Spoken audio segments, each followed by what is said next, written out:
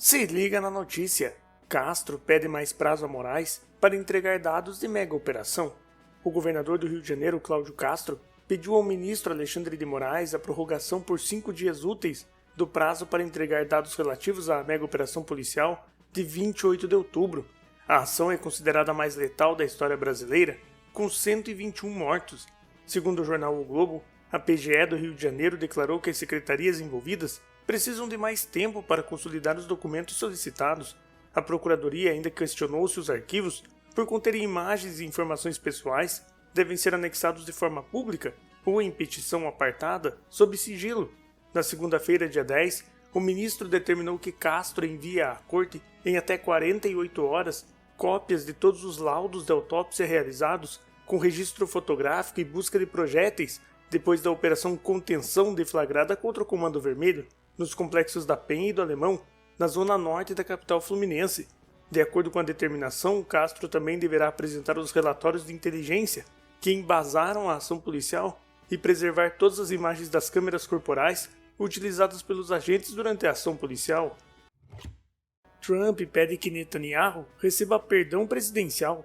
O presidente dos Estados Unidos, Donald Trump, enviou uma carta ao presidente de Israel, Isaac Herzog, solicitando perdão presidencial para o primeiro-ministro Benjamin Netanyahu, que responde a 3 processos por corrupção desde 2020. A correspondência foi recebida pelo gabinete de Herzog nesta quarta-feira, dia 12.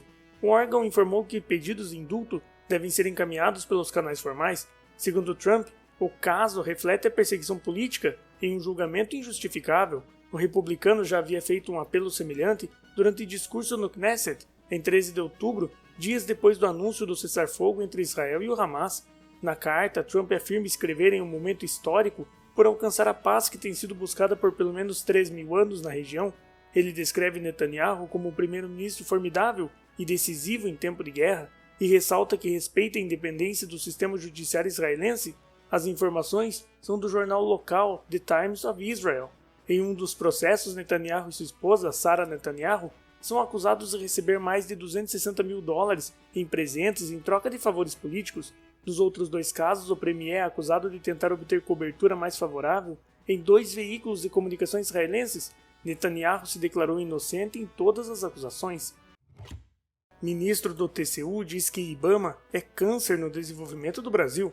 O ministro do TCU, Walton Alencar, decano da Corte, afirmou nesta quarta-feira, dia 12, que o Ibama tem atuado como um câncer no Brasil e travado o desenvolvimento do país. Sou relator do processo da Ferrovia Transnordestina, uma obra que redundará na criação de riquezas. O Ibama está atuando para impedir o funcionamento da rodovia. Procurei saber os motivos da ação deles, mas não tive razões plausíveis.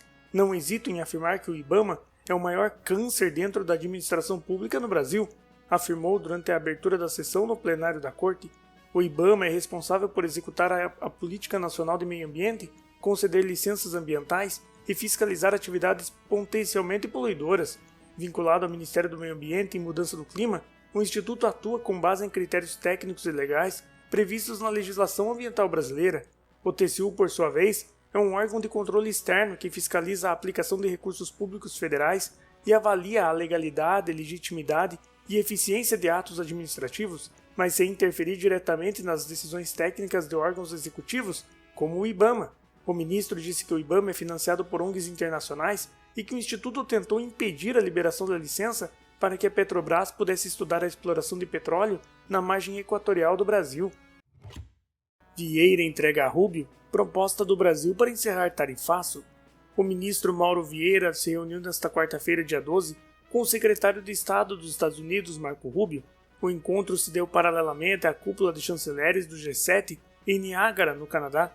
O representante da diplomacia brasileira entregou ao norte-americano uma proposta para encerrar a tarifa extra de 40% dos Estados Unidos sobre importações do país e destacou a urgência do Planalto em acelerar as negociações com a Casa Branca.